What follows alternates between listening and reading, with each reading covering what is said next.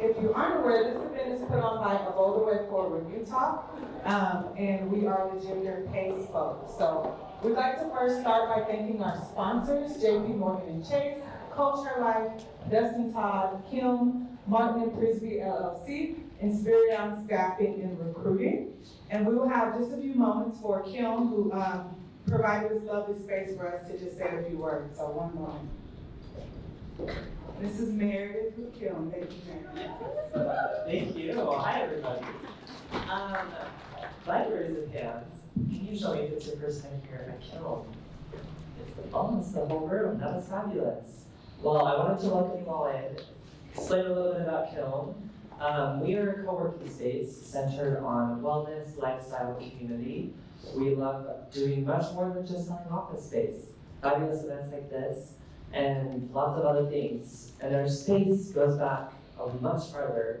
It's like 50,000 square feet, 56,000 square feet, not just 56 square feet. 56,000 square feet back that way. So if you would like to take a tour, you can find me or Michaela. We would love to show you around after. And everybody who's here today, we would love to invite you to come back. So come find us afterwards at the front desk. We'll give you a complimentary day pass.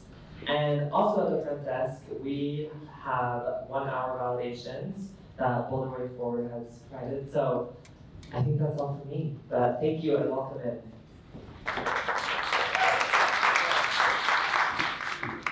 Okay, and I forgot to introduce myself. I'm Latonya Howell. I'm one of the spoke leaders for Gender Pay Gap. I want to just talk a bit about Bolder Way Forward. Who here has not heard of a Bolder Way Forward as of yet? Yay! Look at that! I love it. So A Bolder Way Forward was created by Dr. Susan Maxson in June of 2023, and the purpose of it is to address issues within the state of Utah that affect our girls and our women. And so there are 18 different spokes. These are 18 different areas where people are dedicating their time and their resources to help better what the future state of Utah looks like. So regardless of what your position is in Utah, where you are, what you're passionate about, there's a way to get involved with Bolder Way Forward, and I want to strongly encourage you to do so. All right, now I have the pleasure of introducing kind of our MC, our moderator, if you will, for this event, Catherine Thomas. So Catherine Thomas serves as the Executive Director of People Helping People, a Salt Lake-based nonprofit organization dedicated to reducing the number of children living in poverty by assisting low-income women, primarily single mothers, in achieving financial self-sufficiency through successful employment. Each year, their program serves more than 1,100 women. Can we just take a moment to talk about that? That's absolutely amazing. Under her leadership, PHP continues to expand its impact and program reach, providing employment support for underserved women throughout Utah, furthering the organization's mission to strengthen families and help women reach personal and professional success. Catherine's commitment to community service and her personal journey from single parenthood to executive director highlight her dedication to fostering economic independence among women and underserved populations in Utah. So please welcome Catherine Thomas. So I have the privilege and opportunity of introducing our speakers this afternoon. So starting with Scott Cuthbertson. He served as the president and CEO of the Economic Development Corporation of Utah, EDC Utah, leading the state's economic development strategies and operations. In this role, he collaborates with over 200 private and public sector member organizations to enhance Utah's economic environment and quality of life. Before joining EDC Utah, Scott held the position of Chief Operating Officer and Deputy Executive Director at the Point of the Mountain State Land Authority, overseeing one of the nation's most significant economic development projects. Under Scott's leadership, EDC Utah continues to be a pivotal force in fostering economic growth and attracting quality jobs and capital investments to the Beehive State. Scott? Woo! Okay. Really good to be with you, and this is a really fun space, by the way. Great topic. I woke up just really excited to come here this morning. I was driving to drop my girls off at school. I have 3 girls, 12-year-old twins and an 8-year-old, and I had never felt more like a rock star when I told them that I was speaking on this topic here today. So I'm glad it's being recorded. I'm going to share this with them later and kind of keep that cool status for a while. I wanted to tell you a little bit about EDC Utah and take you on a journey that'll kind of set the stage for this conversation. Many of you have probably heard of Economic Development Corporation of Utah. If you haven't, we're a 501c3 nonprofit, private nonprofit that's dedicated to really creating great jobs or facilitating job creation in Utah. We do a lot of other things, research, economic reports, and industry profiles. We work with 200 private member organizations across the state and 50 municipalities and counties. So we're really plugged into economic scene in Utah and around the country. We do a lot of benchmarking. So a lot of my remarks are going to come from that perspective, the impact that the gender pay gap has on our economy, on individuals, on communities, on really the country and around the globe has a tremendous impact. If you rewind to the 1980s, we were a pretty one-dimensional state in terms of our economy. It was mostly an extraction-based economy, oil, gas, mining. You had some green shoots in the tech sector going on, a lot of services, type of companies, but really what carried us economically was the extraction industries. You look at the size of the state back then. We were the 36th largest state, roughly 1.5 million in population. You look down south to Lehigh, Draper area. Those were considered the hinterlands back in the 80s, right? Tremendous growth and success that's happened since that time. We've gone from being the 36th largest state to the 30th largest state, kind of a medium-sized state almost. We have 3 professional sports teams in the state. We've been rated as the #1 economy with the best economic outlook for 17 years in a row. We have the 5th most diverse economy in the country. So from kind of one-dimensional to being among the most diverse economically in the country. Lots of eye-catching statistics around our economic performance. But if you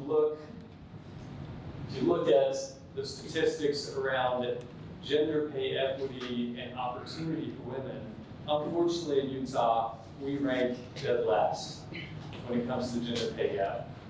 I'm going to jump back for a second. What makes this conversation so compelling for me from an economic standpoint is how it is squarely within EDC Utah's mission and vision to create opportunity for all Utahns, all aspiring Utahns into the future. It's not just about job creation and attraction, what it was back in the 80s. We have diversified and we have thrived economically, but we want to sustain that success, and indeed we want to even build on that success. And the way you do that is more thoughtfully, more strategically, by engaging all Utahns and having them in mind as we carry out our mission. So jumping forward, the data speak for themselves.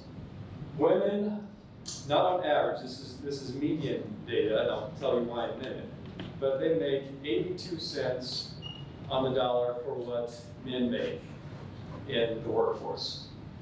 I mentioned Utah, we ranked last, unfortunately 71 cents on the dollar as compared to men. Women make up 41% rather, or make up 41% of the overall workforce, but in managerial positions, they make up only 41% of those positions. If you look at compensation amongst management ranks, the statistics are even worse. It's 77 cents for women on the dollar compared to men. If you look at the chart over here, it's a lot of bars, but basically what this shows is the gap actually becomes worse. It widens as you go up the pay scale, as you go up the responsibility chain, and it becomes dramatically disparate at the top end of the executive ranks. It's a little compressed at the bottom, and that's likely due to compression caused by minimum wage requirements in some states. It kind of creates a floor. to really make that gap a little closer, otherwise it probably would be wider as well. So the data are stark, and they raise the questions of why. Why is this? If we look at the drivers, number one issue that people point to is occupational segregation. And this is likely both by choice, but also cultural norms that play into this, that show that women choose often lower paying professions, various reasons behind that, but it's been noted as a driver, okay? We'll come back to this. Secondly, work experience and career interruptions. Women often take a break from the workforce to have children. And that obviously puts them behind in terms of experience, at least on paper. And so they point to this kind of experience gap for being a reason. Next is the motherhood penalty and the fatherhood bonus. The data, this is just an interesting phenomenon that mothers, women, their pay stagnates and it grows increasingly slower than fathers when you have the same experience and in the same fields. Actually, fathers, their pay outstrips single men, or men without children, I should say. And it's a phenomenon, and we'll talk a little bit more about kind of what we do with this, but that's another interesting statistic. Differences in hours worked, and this again comes into play for mothers who have returned to work. The data show that there are less hours worked on average than, say, men that are in a similar situation. Lack of transparency in pay. This points to the often cited data around women not negotiating as aggressively, perhaps, as men for the pay. Something that's pointed to. There are fewer women in leadership roles. So if you look again in aggregate, why is there a large, a gap? Some of that is contributed to men being in executive positions at a far higher rate than women. Now, that's what the data point to. There's a lot to unpack in that, and there are biases. There's discrimination that factors into this, certainly, but some of that conscious, some of that unconscious. So that's what the data point to. And it's been pointed to by organizations such as the American Economic Association.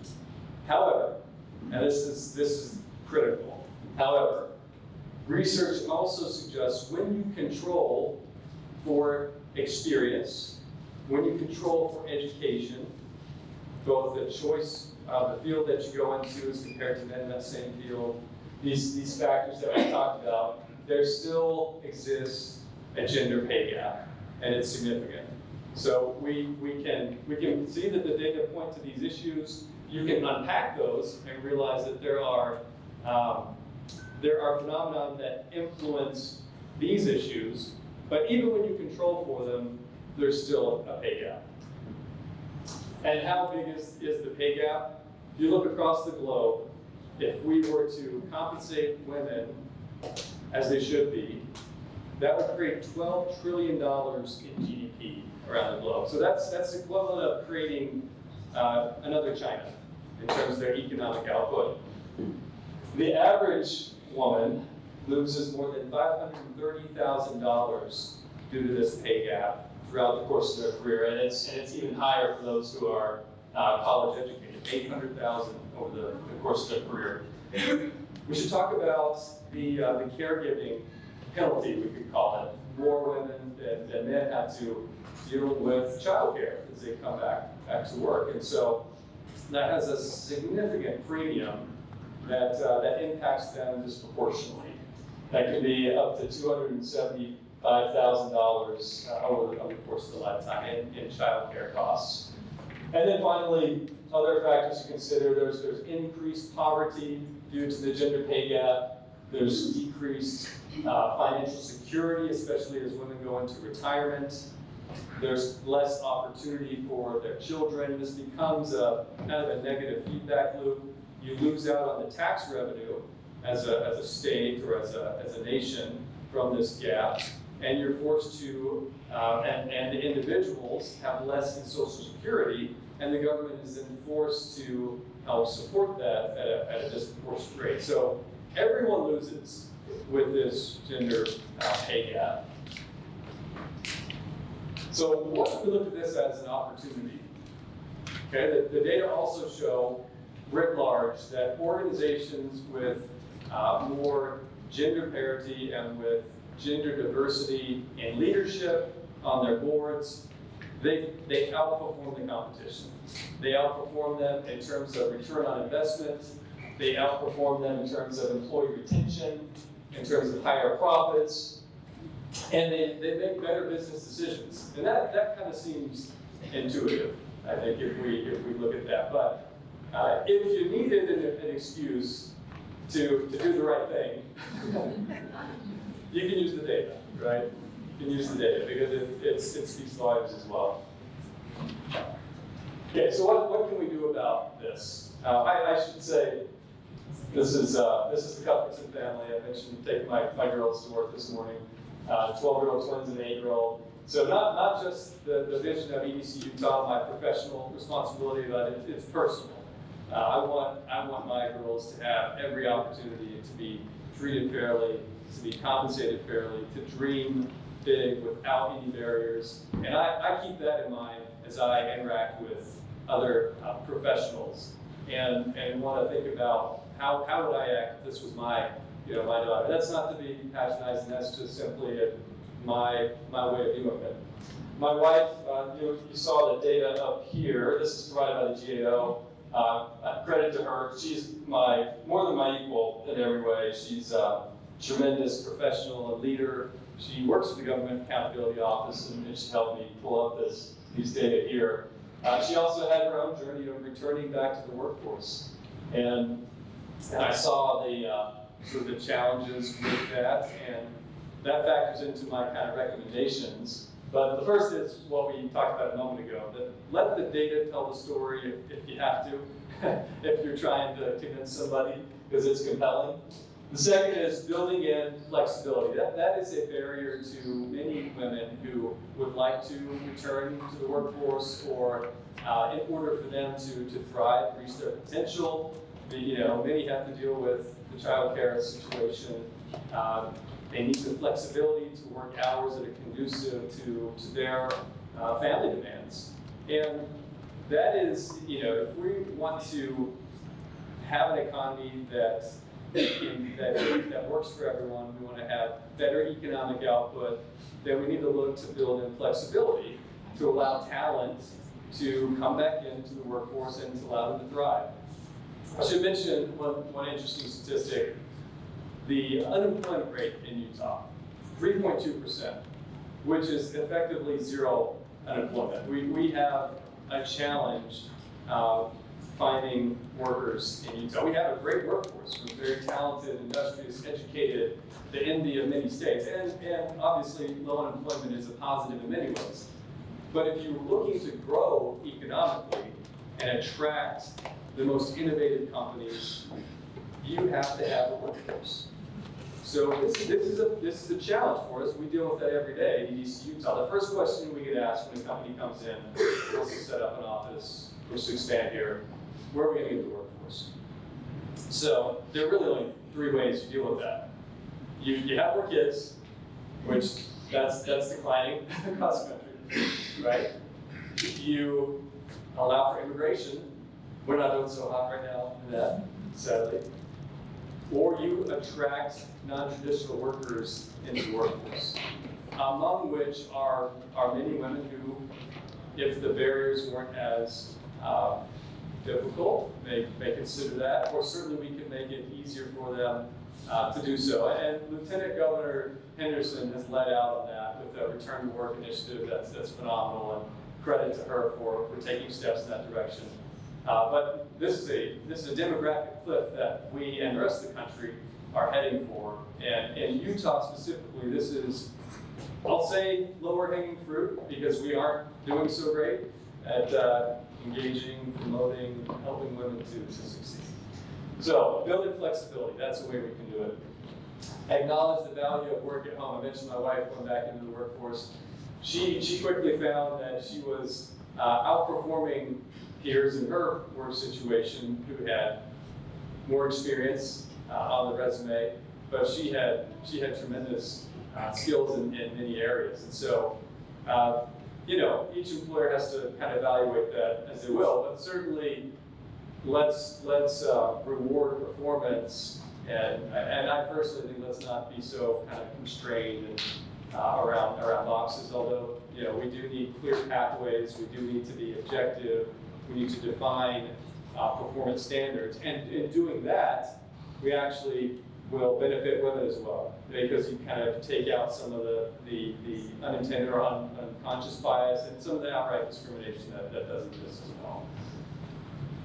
So that speaks to the performance evaluation criteria. Enable networking up the chain. This is another sort of barrier for women who, and especially trying to move up into leadership positions, the opportunities to get the face time to network with senior leaders, particular men, may not be the settings that they're as comfortable with as men are. So being aware of that, first of all, but secondly, actively, not just, and I'm skipping down one here, not just mentoring female workers and leaders, but actively sponsoring them.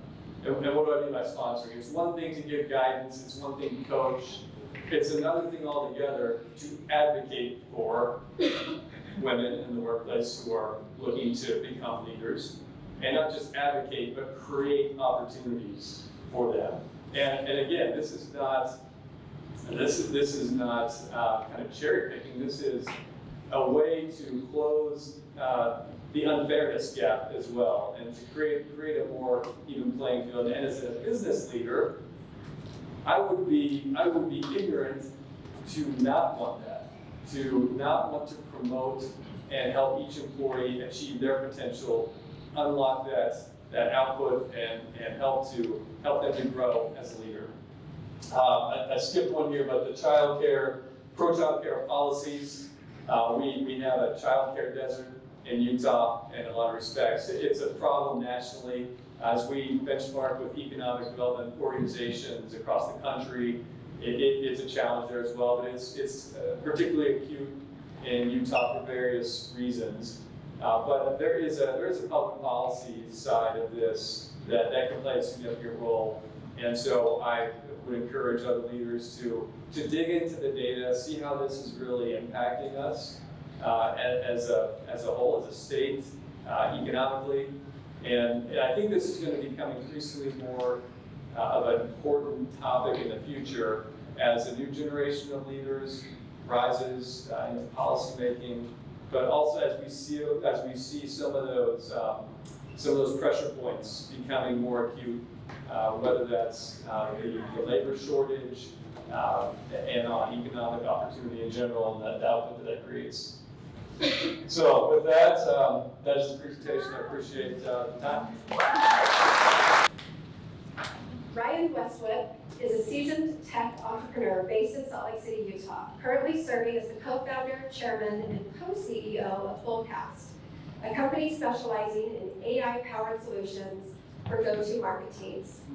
His leadership and innovation have earned him accolades such as Ernst & Young Entrepreneur of the Year and Utah Business CEO of the Year. He has contributed thought leadership articles to platforms like CIO.com and the Wall Street Journal. Beyond his entrepreneurial ventures, Ryan has invested in over 50 startups as a venture capitalist and angel investor. He is also the author of The 5 Characteristics of a Successful Entrepreneur. His journey reflects a dedication to transforming industries through technology, strategic leadership, and a passion for fostering entrepreneurial growth. Ryan?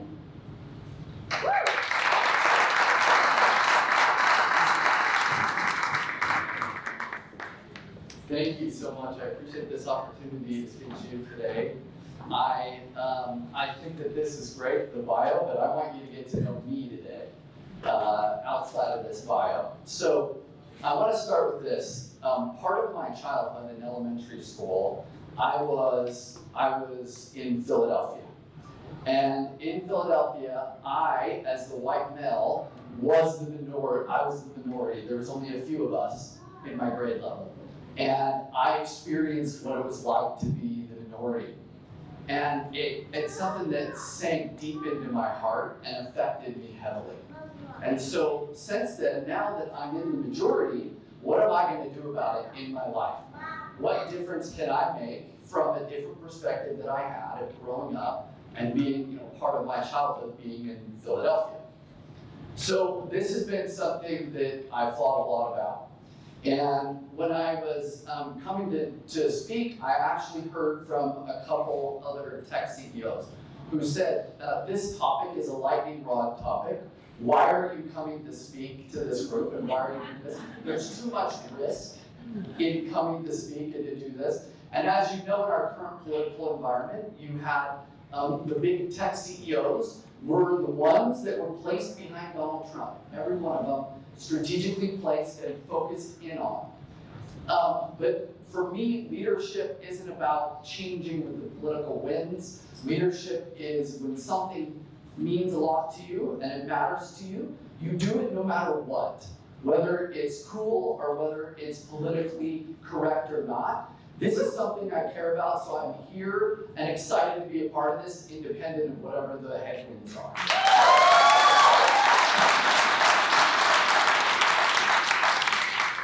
Thank you for that. Now, I had a few women text me and say to me, hey Ryan, I saw this on LinkedIn. I think some people are gonna think you're that guy who shows up and speaks at those events for women.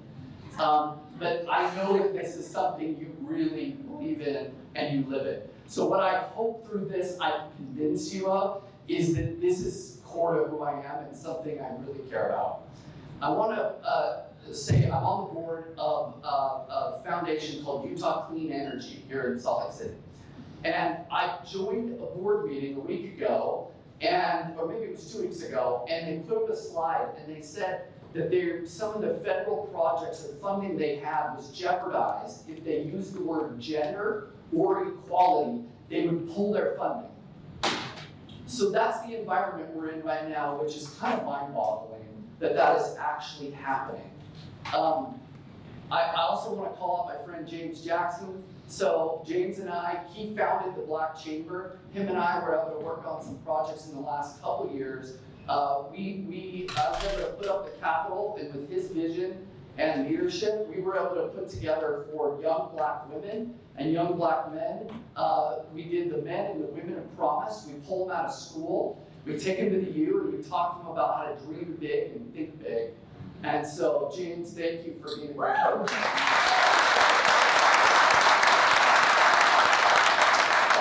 So if you don't know James Jackson, you should. He's the man. All right, he also writes great books. All right, so I'm going to talk a little bit about how I think we can lead on some of these initiatives and the things that we can do. One of the things that I noticed a significant difference in the companies or organizations that I ran, when women were represented in leadership, it flew through to everything. I almost feel like if we only focused on that piece, everything else would take care of itself within time. Whenever there's an organization with all men, there's a message that I see that comes across. One of those messages is there's a glass ceiling for women. And are you really going to be a leader? And I think if you're a woman and you see that, I would vote right away not to join that company independent of the organization, because you will not be represented in that organization. There's already a lot of thought about what men need. There's not a lot of thought about what women need when you look through an HR handbook. When you look through the organizations, that lens, typically, you don't see that. And so my co-founder, Amy Cook, Dr. Amy Cook, she makes sure and advocates for some of those causes, and I'm grateful to have her as a co-founder and a leader within our organization, and I think it changes the dynamic in our organization. Now, our leadership team has some phenomenal powerhouse women, one of which is Britt right here. Britt, stand up. Yeah. I actually asked her, do you want to do this with me? She's like, no, I'll watch you this time. So Britt leads our HR effort, Amy, one of our co-founders, and Aubrey, our chief of staff. These women, I believe they make sure everything we do within our organization is inclusive of women. A couple things I've noticed. One of those things is just the way we do our onboarding and the way our job descriptions are written. They are written different. They are written to accommodate and think about men and women. And if you look at an organization's, you look at a job opening or an application, you can see really clearly whether or not you will be advocated for and what the experience will be like before you even start in an organization. I would say that there's a lot of strong indicators that will tell you where you want to put your effort and time in an organization. All right. Okay, so I had this really interesting conversation. Heather Zinzak is a great friend of mine and a powerhouse female tech executive. She's been a part of many of the IPOs in Utah. She lives in Park City. Her and I were at a Silicon Slopes event. We were sitting there, and I said, I'm going to raise a round. I'm going to do another company. And she said, you know what happens, Ryan? When guys like you are repeat founders, and you have these exits, and you have this success, there's 15 guys in Utah, and they all get richer and richer and richer because you're the guys who all invest in each other's companies because you know who to bet on. And you get wealthier and wealthier, and I'm so sick of it. She's like, I have been very successful. I want to put money in your company, and I want other women to put money in your company, and we want to be wealthy too. And I kind of sat back and I'm like, okay, I hear you, Heather.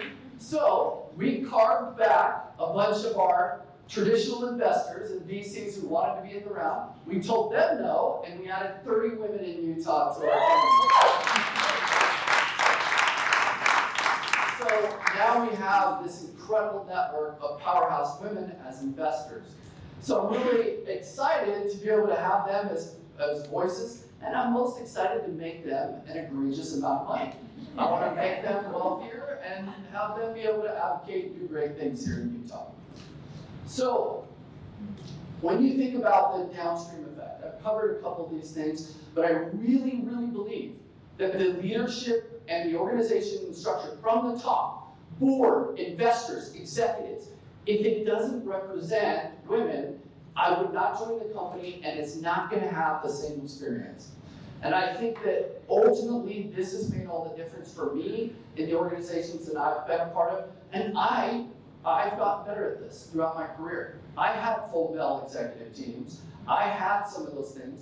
And so I haven't been perfect at these things, but I've recognized it and I am working towards leading out and doing these things in the community.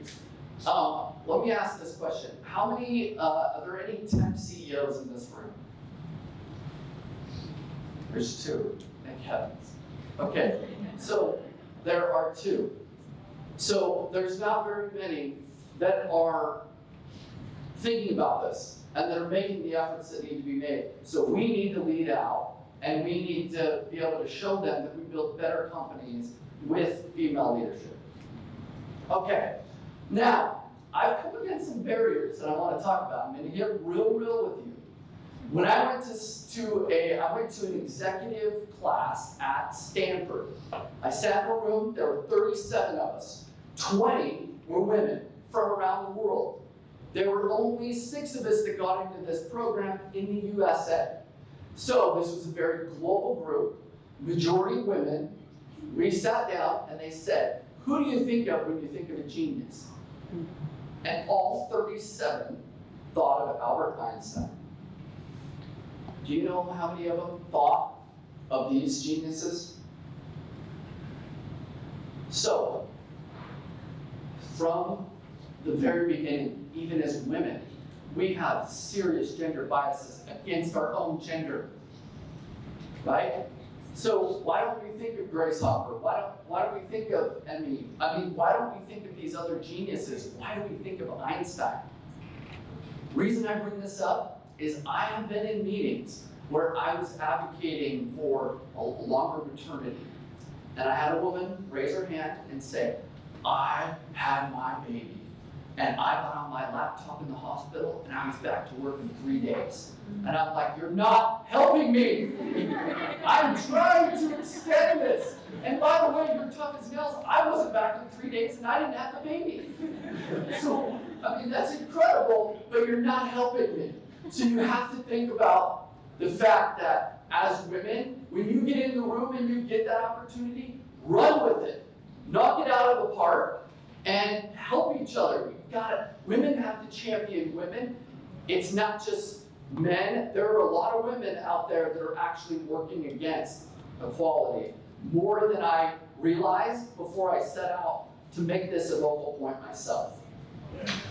Okay, so I've got to not get emotional, but I'm going to talk about my daughter. And I think it's okay if you get emotional about your daughters. Dads and daughters, special. I think sons and moms have the same similar thing. But I have 2 little girls. So I already felt strongly. But then you add 2 little girls to the cause, right? All right. So my little girl, 8 years old, absolute powerhouse. She comes to me, and I'll tell you why I feel this way. I had some experiences as a kid where with bullying and different things, you add experiences for her, and I'm like, I can't take it. I can't take it, right? You care about your kids. If you're a parent, you understand. You care about your kids a lot. When my daughter comes to me, she says to me that 4 boys, 9, 10, 11, and 12 came to her and said, we won't play with you. We won't play with you anymore. You're too bossy. You're a lady boss, they call her. I was so upset, so mad. I had to calm down on the inside, and I said to my daughter, Howell, you don't change a thing. What I realized is she's 8 years old, and intimidation. These guys are 2 feet taller. And you know, there's 2 ways to look at this. One is that this little 8-year-old girl below her average height for her grade is intimidating 4 boys. What a powerhouse. And also, women realize how much power you have.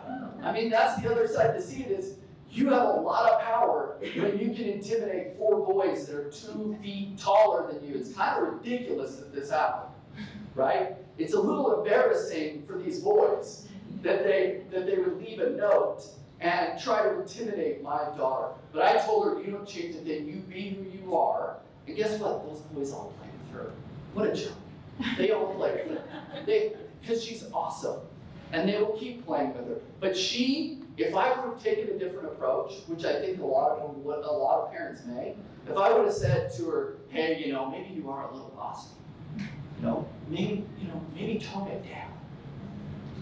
I think she would have got my message loud and clear, right? I wouldn't have done my job as a father, right? So as a family, we donate to causes every year from our family foundation. And one of the things I found is when it was money that my wife and I have worked for over 20 years, they didn't seem to care much about giving it away. But when we told them that they had to go donate at the charity their time and go commit time there, oh boy, did their attitudes change. And it wasn't just stroking a check from daddy. It was like, I am actually going to go and give to this cause. And my daughter wanted to get involved and give scholarships to young Hispanic girls in Utah.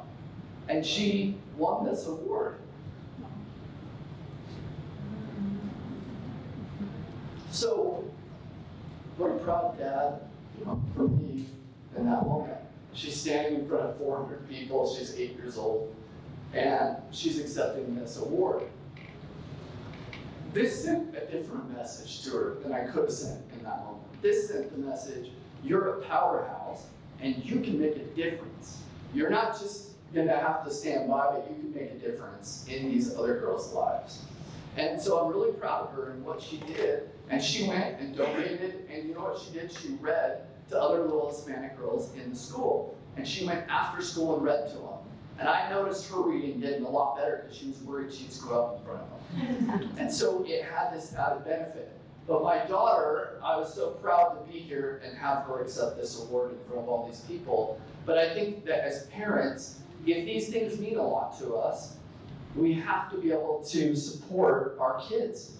Now, Britt, who leads our HR, Britt, with her boys, she encourages her boys to go to and invite other girls to birthday parties. And she goes out of her way to say to them, hey, she never says something like, is he, do you like this boy? Is it a romantic thing? She wants them to feel like you're there because you're peers and you're having fun together. And there's other ways for boys and girls to play or be together besides romantically. And so there's things moms can do for boys, and there's things dads can do for girls, and vice versa. But one of the things I've started to turn to is I can do it in my company now, but I think where I can have the biggest impact is what am I doing for the next generation? What are we all doing? A lot of people are set in their ways that are our age. And it's kind of tough to fight with them and argue if they feel a certain way. We can do it by our nonverbal leadership, but I think we can have a really profound impact on the next generation if we really want to. That's where we can make a big difference. All right. So a couple things that I found. Encourage strength and confidence. Be a role model. Support her interests. Support women in your community. And then teach financial and career independence. One of the things I've been doing with my girls by doing this is they have to keep a budget. They have to write the check. They have to go spend their time. And I'm really getting them used to being leaders, doing philanthropy, and supporting a cause they really care about, to the point now where they argue all year long about the causes that they're going to support. Okay. All right. So let me give you a couple other things that I've done with my girls. This is when they were really super young, and this is a little bit older now that they're 9 and 12. But they have power poses. And every single morning on the way to school, I say to them, show me your power pose. And Super Sawyer goes into this, and Awesome Apple goes into this, and they get in their pose. And I said, if you ever feel down or you ever feel like you need a little strength, you do your power pose. And on the way to school today, I said, show me your power pose. And they said to me, you know what? All my other friends in my class, they now have power poses. So all of us girls, so they started doing, all the other girls, they're like, she goes, oh, and she was doing, they were doing all these, and they were doing in the back the different power poses. So it's like, not only are my girls doing it, but they got the other girls in the class doing it. And I told my girls, you know what, if you're feeling down, go in the bathroom, get your power pose, come back and fight it out. Have that strength that you can get from those moments on your own. So then I said, you guys are superwomen. And I said, why don't you go ahead and draw your superwoman costumes? And I hired a tailor, and we made Super Sawyer and Awesome Avril. They drew them on paper, and then we made them in reality. And they skated at a roller skating rink on their birthday, at classic skating. They wore these around the neighborhood, and these are their superwoman power outfits. And so this is another thing that was just kind of a fun thing we did together, and I've really enjoyed having this experience. Another thing as parents that I think you can do that's really fun is there's a company called Songfinch, and I think it's a couple $100. It's not expensive, but you can write a little bit about your child. You can write affirmations and things about your child, and then you can actually pick the artist, what they sing. You can pick the genre. And within a day or two, you have a custom incredible song on Spotify. And so I did these affirmation songs for my girls. So Super Sawyer has a song track on Spotify. Awesome Avril has her song track on Spotify. And they blast them, and they know every word in those songs. So my hope is when they're 30, and you know how life is, they're getting the crap kicked out of them. Something's really tough or something they're really down. My daughters are humming their affirmations and their songs and remembering who they are in those moments of crisis. So I'm hoping that I can have a lasting impact on my girls as they get older. But I think this is a cool thing you can do with your kids. It's inexpensive, fast, and you can, whatever their type of music they like is, whatever that is, even their friends didn't believe them that they had a song on Spotify, and now they all do, and most of the other parents have done it as well. Okay, Last thing I'll say is the only way for us, and I love Scott and what you said and the numbers, I think support some of the things that I'm sharing here. But one of the things I'll say is there's no way to get better if we're not actually measuring the performance of the organizations. And right now, we did some job leveling, and our gap is still about 12%. And so we're trying to close the gap. We're nowhere near as bad as Utah. We're getting a lot better.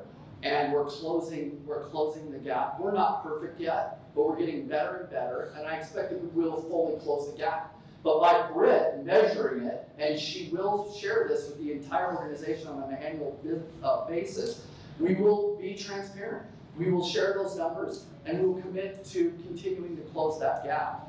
And I think just if organizations just hire more women in leadership, and we're willing to be transparent, I know a lot of men are fearful of saying how big their gap is.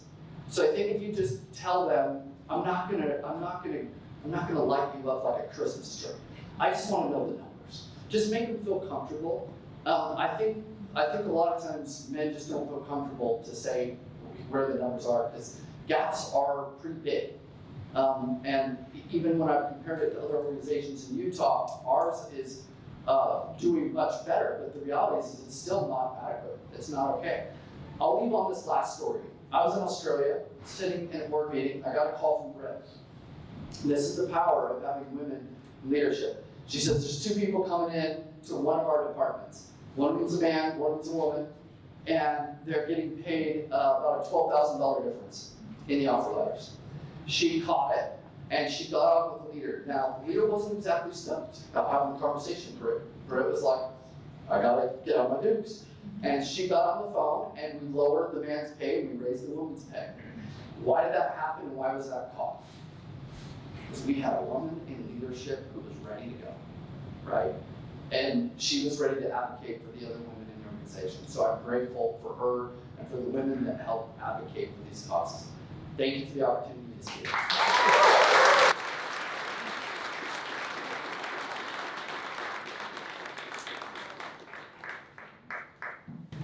Pimentel is the Vice President of Marketing at Boncom, a full-service advertising agency based in Salt Lake City. In his role, he leverages a diverse background in product management, design, and web development to drive innovation marketing strategies. Before joining Boncom, Roger served as a senior product manager for Alexa Shopping at Amazon, where he contributed to enhancing user experiences with voice-activated shopping. Beyond his professional endeavors, Roger is known for his competitive spirit, which was evident early on when he placed 11th in the World Yo-Yo Championships. I hope you brought your yo-yo with you. This blend of creativity, strategic thinking, and a drive for excellence continues to influence his approach to marketing leadership at Boncom.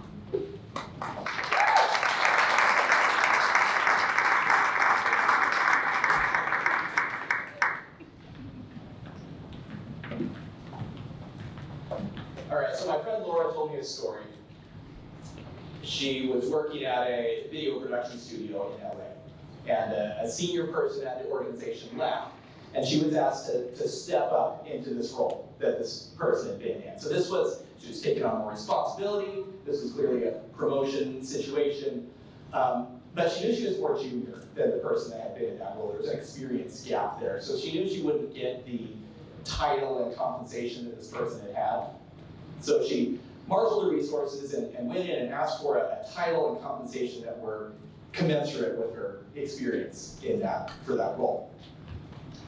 They told her no to both and said, come back in 6 months, right? Let's circle back. We'll talk again in 6 months. Now, I know we have a lot of business owners, leaders, executives in this room. Maybe you've been on the other side of that conversation before. I know I have. Sometimes you have somebody who's asking for maybe a promotion they're not ready for yet, or maybe they're asking for a raise and they just got a raise or something like that. There's a million factors that can go into these things, right? So I don't want to be reductive in telling this story, but there is a second half to the story, which is that 3 months later, a male colleague went in and asked for the same raise, right? The same amount of money. And and got it. Got the raise that my friend Laura had not gotten. And so a million other details that could go in the story, but I want to zero in. I want to double click a little bit on what Laura said about this. So she went in and asked for this raise, and she came out and afterwards said, you know what? I backed off. I took what they gave me because I know I'll be rewarded down the line because they know I'm a hard worker and hard work pays off.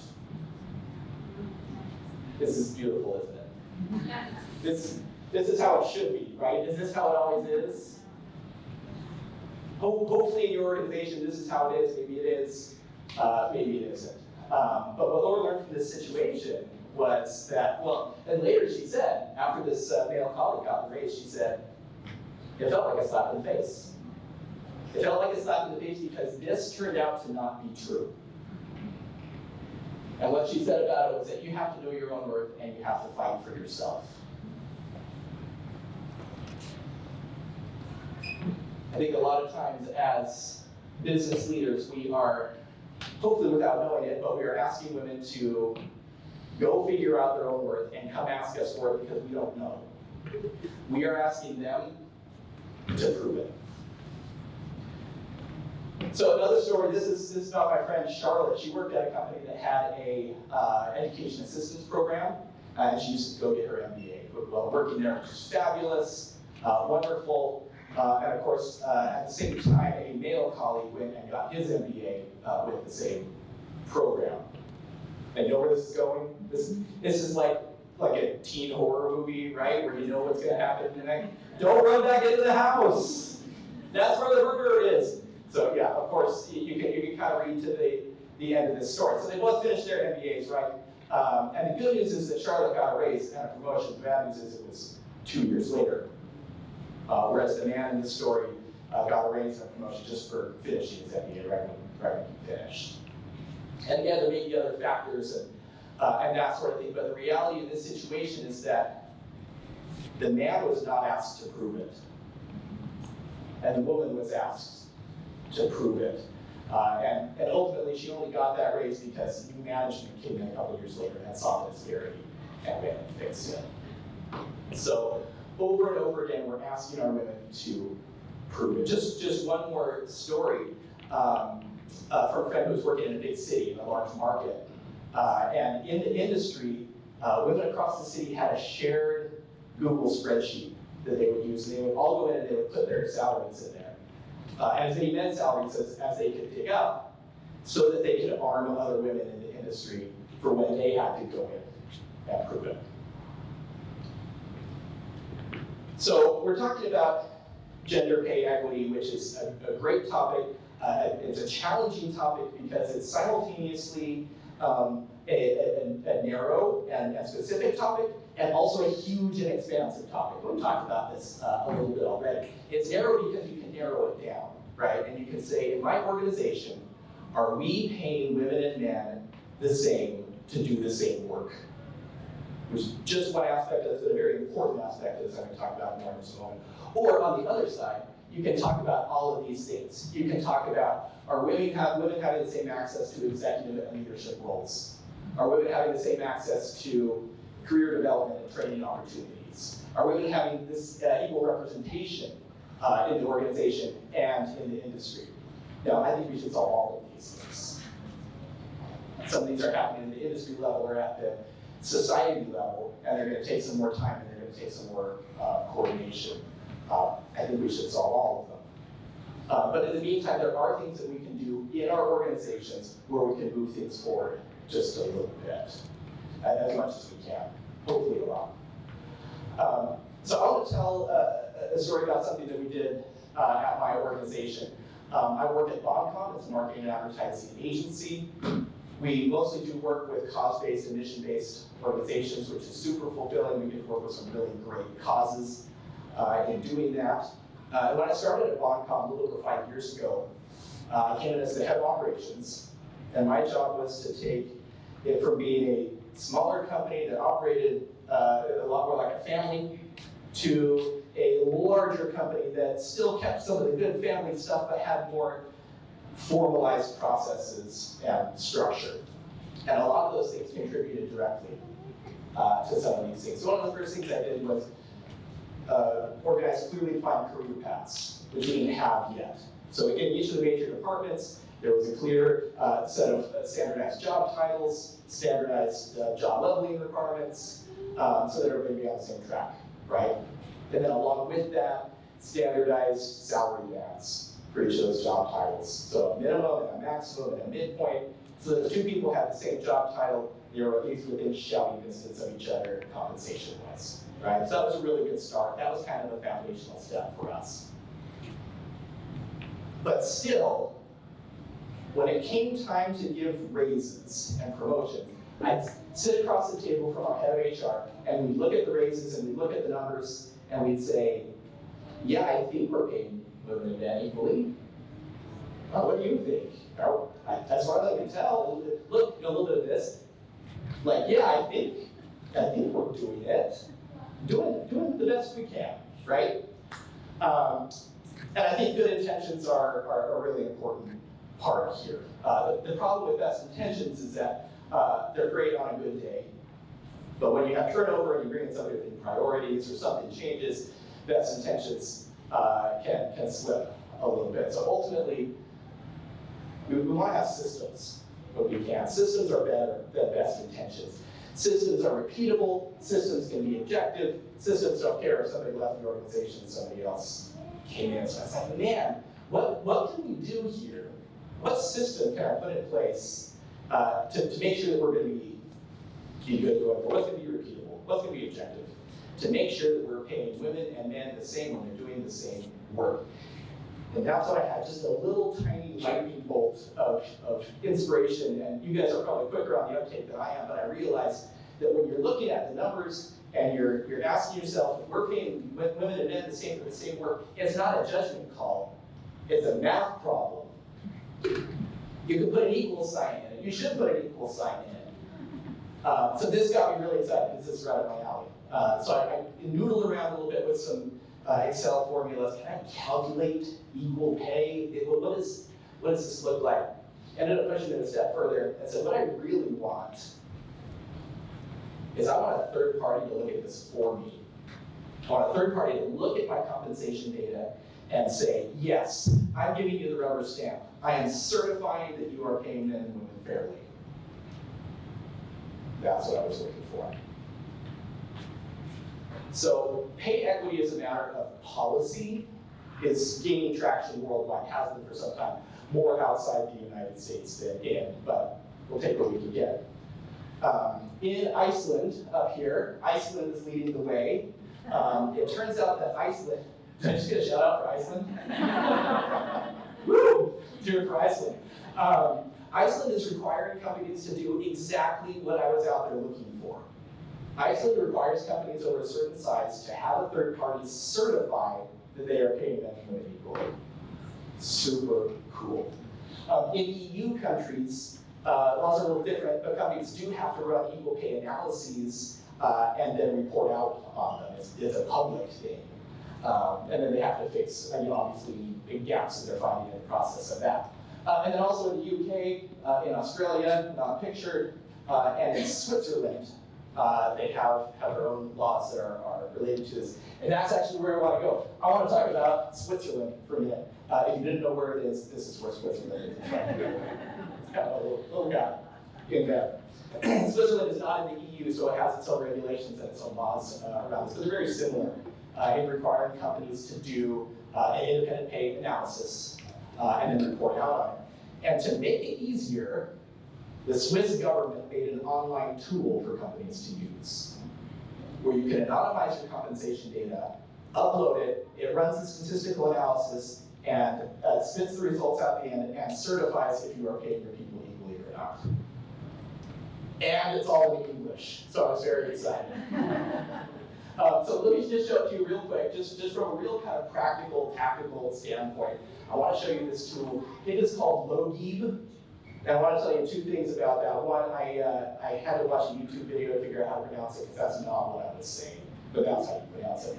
And second, I feel like I need to qualify like this is not an ad, like I'm not being compensated by the Swiss government for recommending their tool. Anyway, this is it. And so I anonymized our compensation data, uploaded it to the tool, and spit out the report. This is what the report looks like. Right here. It's heavily redacted, as you can imagine, but you get enough of a picture out of it. And if I zoom in just a little bit, you get the highlighted, you got a red, yellow, green here. We got the green rating here, which says no gender effect, which means statistically there is no gender effect in our compensation. Talking about men and women in the same way. Now, I'll qualify because this report is also super honest. And it also tells us, which we already knew, that we have more men than women in senior leadership. So if we're looking at straight averages, yes, men are getting paid more than women in our organization. It also, that's here, it also told us if you slice it a different way, if you pulled some other things in there, there are averages where women are getting paid more than men for doing the same work, which that sounds great. I think we can deal with that one. So now what we do is every time we're about to give a batch of raises, I take the new numbers, right, with the raises in there, and I upload it to the system and I run the analysis. And if it comes out green, we're good to go and give those raises. We're not going to break anything in terms of getting them equally. And if it came out as yellow or red, then we've got a problem and we need to go fix that. So we've been doing this twice a year for the last couple of years since I started using this cool tool from the Swiss government.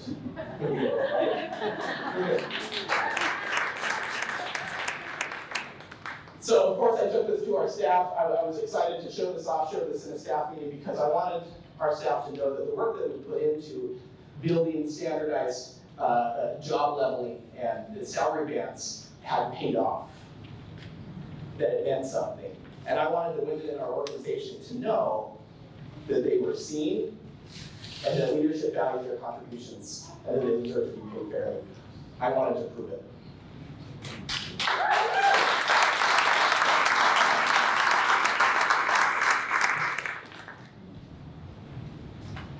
So this is a big topic, and we can only talk about it a little bit of it at the time. But like I said, we have business leaders in this room, and if we believe that women are making important contributions in your organization, if you believe that women deserve to get paid the same as men for doing the same work, if you believe that women should have the same opportunities, then go prove it to them.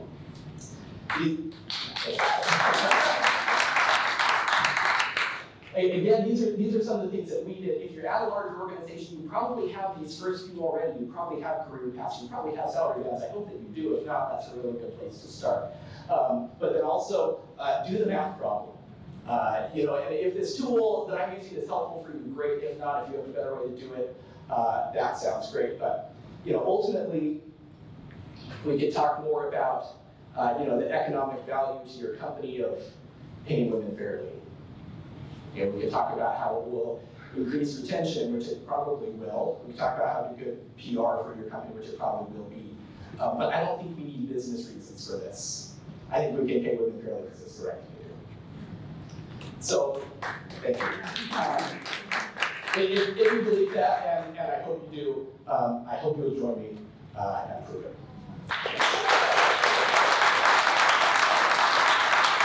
We have a couple more panelists that I would like to introduce.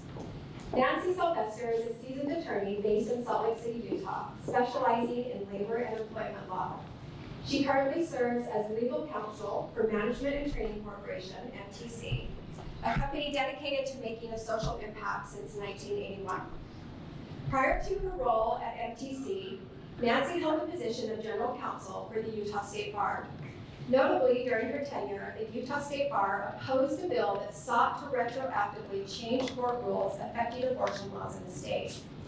Nancy is also actively engaged in community initiatives. She serves as a spoke leader for Boulder Way Forward with the spoke over sexual harassment and gender-based discrimination. Nancy Sylvester's extensive legal experience, coupled with her dedication to ethical standards and community service, has established her as a respected figure of Utah's legal and civic communities.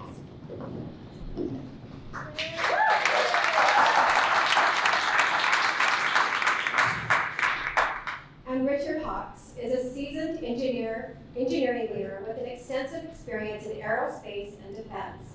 As a senior manager at Northrop Grumman, he brings a deep understanding of innovation, strategic problem solving, and team development in highly technical environments. With a career spanning over 2 decades, Richard has led diverse teams, driving impactful projects, and advancing cutting-edge technologies. Passionate about mentorship and leadership, he is dedicated to fostering collaboration and continuous improvement. His expertise and insights will be a valuable addition to our panel discussion. Thank you, Richard. All right, let's jump right in. We've got a lot to talk about here in the next few minutes. I want to start by repeating something that I saw on Roger's post when he was sharing this event. He said, our topic today is not a woman's issue, it's a human issue, and it don't be part of the problem issue. And I love that. Thank you, Roger.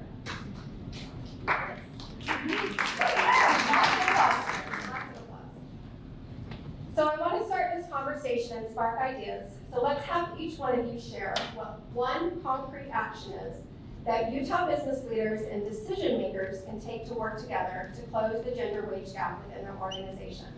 And I know it will take more than one action, but that's the first thing that comes to your mind when you think about one concrete action, one phrase. So leader, put women in power. Yeah. Well, as a token woman up here, I feel like I have to have a lot to say on this. I'm grateful to be with all of the men. I don't know that there's one single action that an organization can take. I will say that as a mother, flexibility is really key. And that organizations can take to retain and attract women. She just said there's no one, so I don't know what I'm supposed to say here. He's gonna say a lot. But I think standardized pay scales are incredibly important. Yeah, I'm gonna have to agree with flexibility. I think looking at ways to meet people where they are and understanding how that benefits the organization and just bringing more empathy to the way that we lead as well. You can go a little basic. Realize that it's a problem. And those who've been around with me, I'm a mountain biker. Every Saturday morning I go riding. And as I got involved in this, I talked to my co-riders, and I was shocked by, there's 5 of us, and every one of them said, no, we're good. And these are past business leaders. So realizing that we have a problem before we can do anything. Thank you. So Nancy, I'm going to start with you. How do companies balance attracting top talent while ensuring pay equity? That's a tough one. So prior to my current role being in-house with a company, I worked in government, and so my experience really kind of comes especially from there. I think the way to attract top talent, I mean, obviously, we've already heard this today, you have to have a good culture. And I'm really fortunate. I work for a great company that has a good culture. Management and Training Corporation is a social impact company, and I really feel like we're supported there. When I worked in government, there's power in the work. I think that's it. Is that when you feel a purpose, a greater purpose you're connected to, you're going to attract top talent. But also with that, pay transparency really matters, and coming in and understanding that you're going to be treated based upon your work and not just upon your gender is really powerful. I will tell you, since we're being honest here, I started out as an attorney at $23 an hour. I had passed 2 bar exams, and that's what we were paying attorneys working for the state back when I started, I don't know, 11, 12 years ago. So that was rough because I was the breadwinner for my family.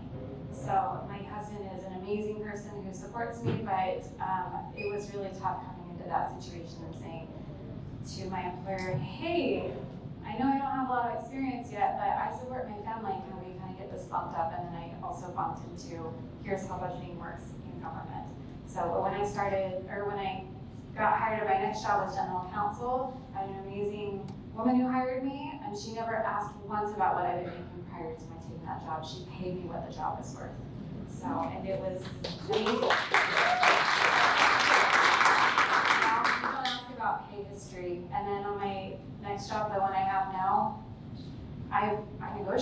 I knew what my worth was, and I wasn't, and thankfully they agreed, that they bumped me to where I thought I was supposed to be.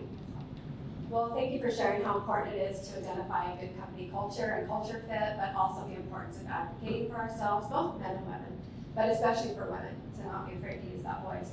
Roger, what would you consider are the key business benefits for pay parity? Key business benefits for pay parity.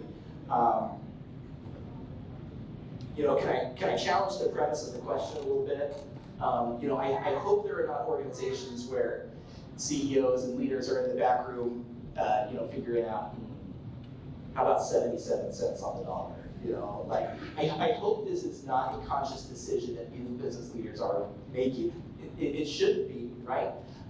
Which means we shouldn't have to have conversations about what would be the benefits? Do I need a pros and a cons column of well, if we pay women equally, then we'll get this. If we don't, we'll do this. Hopefully, again, and several of us talked about this already, hopefully we're doing it because it's the right thing to do.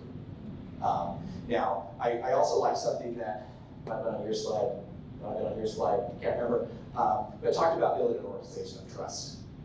And I think that's a way more valuable piece here than the PR benefit or the retention benefit or the increased profits or those sorts of things. But if you build an organization where people feel valued, then you're doing it right. Absolutely, that trust definitely leads to more engagement, the motivation factor, so very important. We know that leadership really does set a tone in any environment. So Ryan, tell us what role does leadership and transparency play in maintaining pay equity within your organization, and how do you communicate that commitment to your team? So I think, hopefully, can you hear me? I'm speaking loud enough? Okay. All right.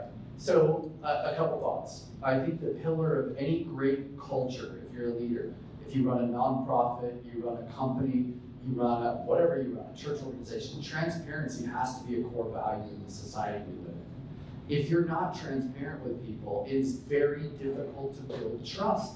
We innately, I don't know, maybe even how much we realize it, but we're pretty skeptical at this stage of leaders. I mean, most leaders have taken advantage of their opportunities in ways that only, in a lot of ways, just take care of themselves. And so we're already coming from a point of skepticism. And so I believe that any organization that you're running, not even just transparent, but radical transparency is what creates really great companies and great cultures, because it's the only way to really build great trust between employer and employee. And how do you expect to build great organizations unless people trust you? And unless you've empowered them with the data and you trust them and they trust you.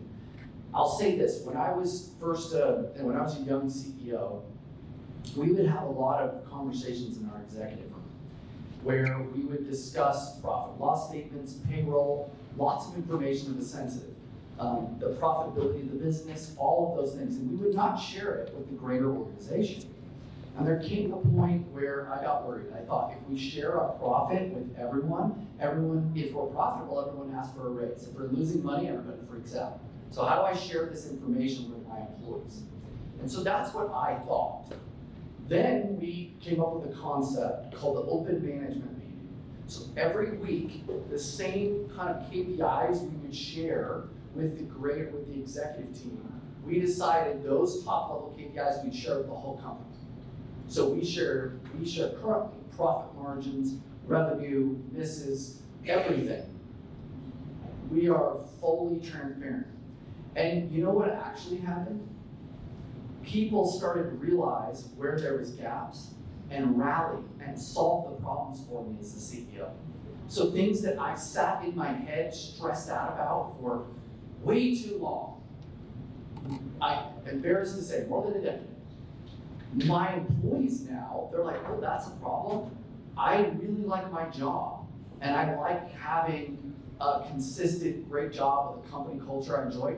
I'm gonna tell you how to solve that problem. And it's like crowdsource our problems because of transparency.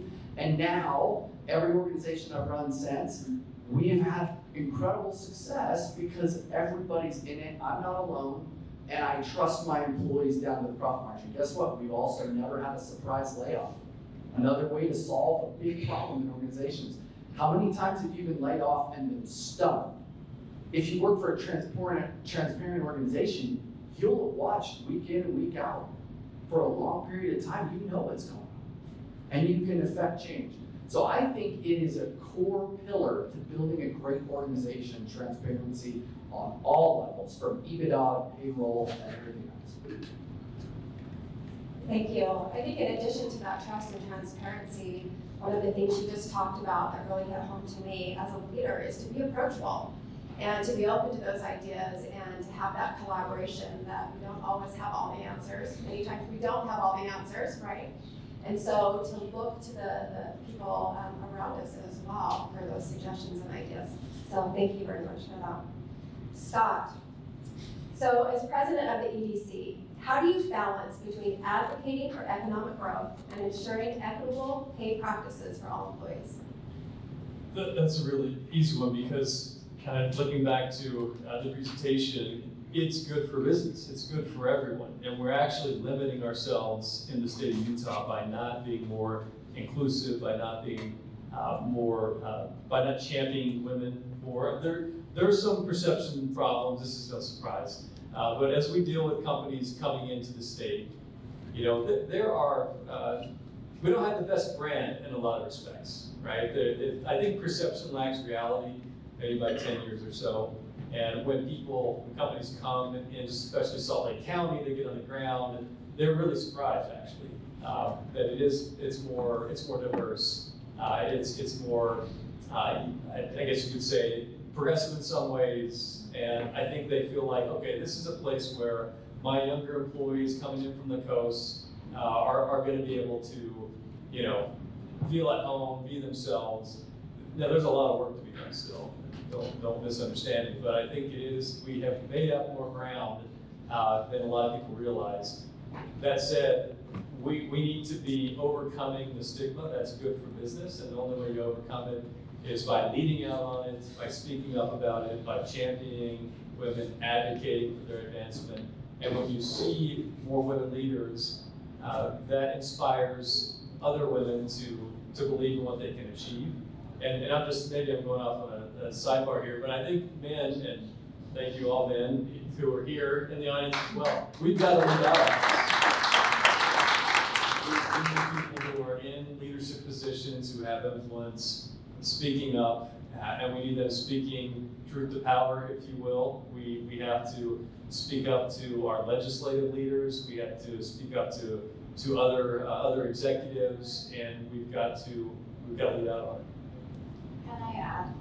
Yes. So I'd be remiss in not mentioning, of course, you saw my bio. I'm a lawyer, and so employers, if you're not doing these kind of pay audits and making sure that you're not discriminating in pay, you're setting yourself up for legal liability. This is what I look at. I mean, thankfully, I work for a government contractor. We are required by law to make sure that we pay equitably, and so that's where things, you know, government gets a bad rap. But in this instance, government's doing it right by creating, you know, pay transparency and things like, for example, the Service Contract Act requires that hourly employees be paid based upon like kind of family structures within positions, and so that's a really helpful thing. But also, companies will limit their legal exposure and thus save money by doing this the right way and doing these audits and making sure that they're paying equitably.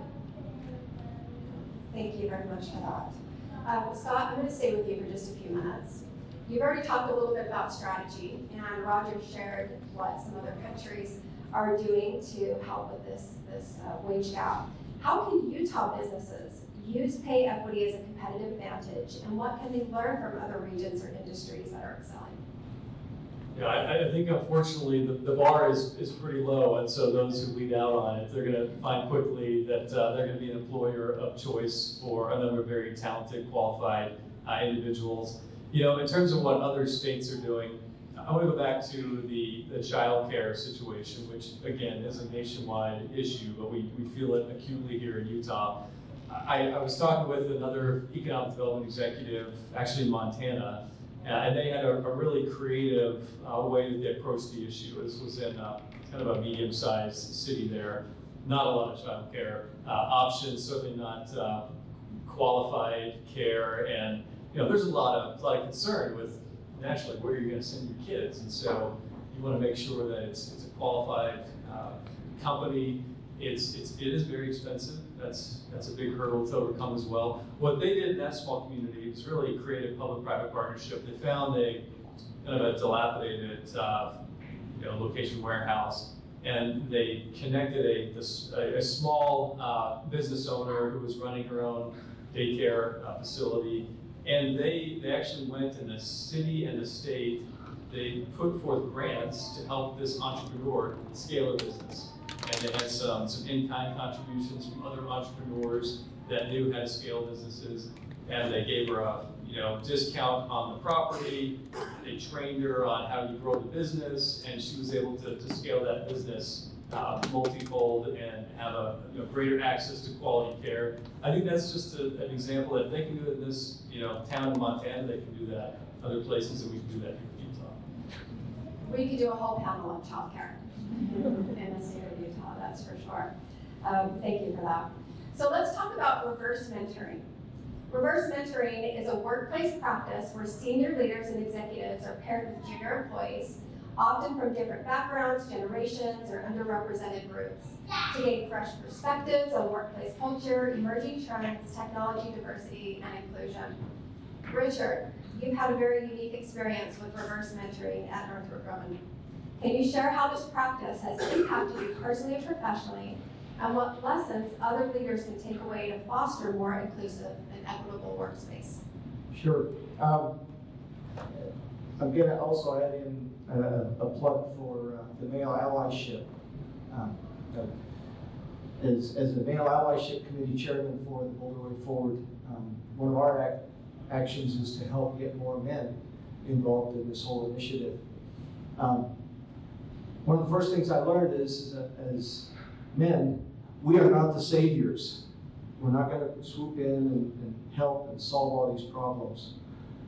As a male ally, what my goal is to better understand what the world looks like through your eyes, as a female, as a woman, as a girl.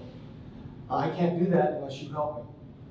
And at Northrop Grumman, we were able to implement a reverse mentoring program.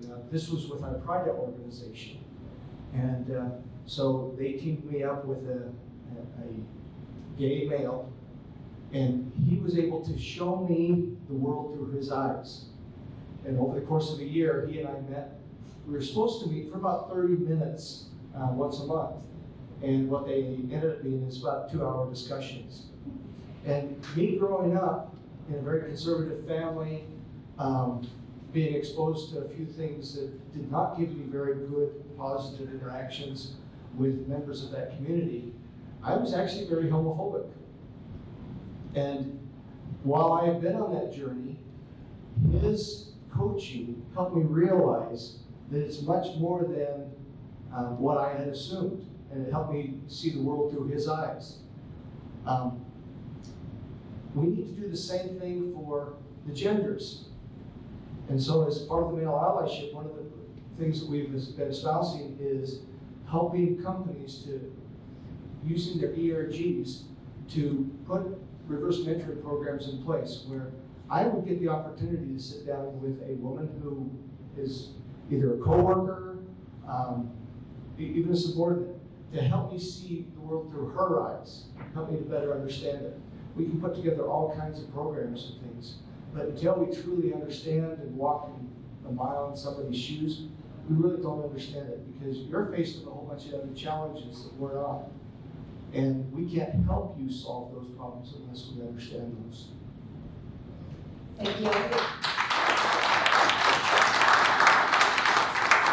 Thank you for calling out the importance of male allyship, but also the importance for us as women on having those difficult conversations, giving not only our male allies, but other people an opportunity to voice opinion and to share what it is they don't know, so that we can have very candid and authentic conversations. Nancy, back to you. What are some best practices for benchmarking compensation and ensuring pay parity within organizations? And then how can companies effectively implement these practices? We've actually already heard about that here, so even though I came in prepared, I think, basically I'll just look to the other panel members to reiterate what they've are what they're already doing. I can say for sure what we're doing. You know, my company is that annually, we just started a new fiscal year in January. Our VP of HR is looking over, you know, what is going on with pay, and so she also uses a software. I think it's called Berkshire Associates, and she enters everything in there and then does an analysis. And then if they're looking at moving people up, then they'll again look at what's going on with these numbers. Is there a reason this person is up, you know, versus this one? Is it an experience thing? And back to, because I love the law, back to the Equal Pay Act. There are, you know, this is what's challenging about any kind of litigation around Equal Pay Act matters, is that there's some gray area and nuance built in. But I think it might have been you, Roger, that talked about intent. This is where I want to go back to the law. So there's no intent required. So the Equal Pay Act does not require proof of intent to discriminate. It is enough to show that there is a wage disparity based upon sex for substantially equal work. Pay audits, do them annually, you know, and if you're looking at moving people up, then you need to be looking at all the factors. And if there's any reason that there's an outlier, you're gonna have to be able to explain that if somebody brings one of these charges forward. So I'm not sure if I totally answered the question. I went on that tangent because that's lawyers for you. No, I appreciate that. Thanks, Nancy. As we're wrapping up, do any of you have any additional thoughts or things that you would like to share? I think the last thing I'll say is if we want to build great companies and great organizations in Utah, we cannot be dead last. It's so embarrassing. It's so embarrassing. And you know, when Business Week, when we win top state for business, buried at the bottom is this issue. And so I think we just need to keep calling it out and running it up the flagpole. Every time we win top business, we need to call out that this is a problem and we have to fix this, because that got buried at the bottom of that article. And that happens every year. It's buried at the bottom. It's that and the climate and air quality. Those two things are going to get in the way of business leaders, whether they like it or not, if we don't affect change now.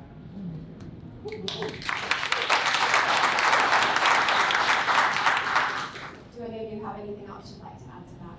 Scott? I'd say that's spot on, right? And I think that, you know, the way to change that, we can do so much within the business community. We can change the culture in our own companies and other companies, but I think we have to advocate, and you have to be at the table with those who are making policy, because the policy aspect of this plays a significant factor as well. We aren't able to make progress on the environmental issues and on gender issues and childcare issues if we aren't at the table in those conversations, and that's going to take time.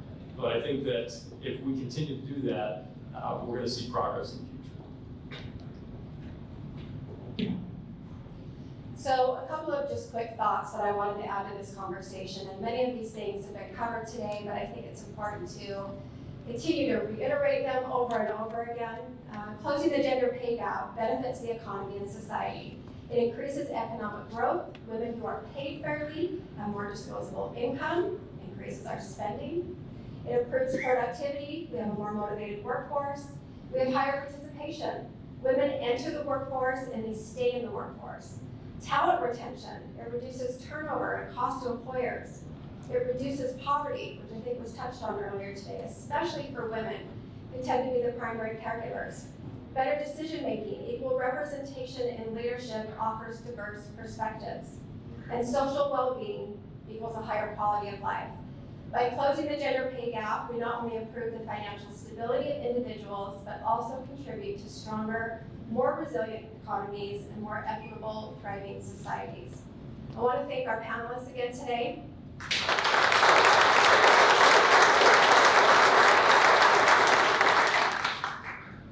The word that I want you to leave with today is curious.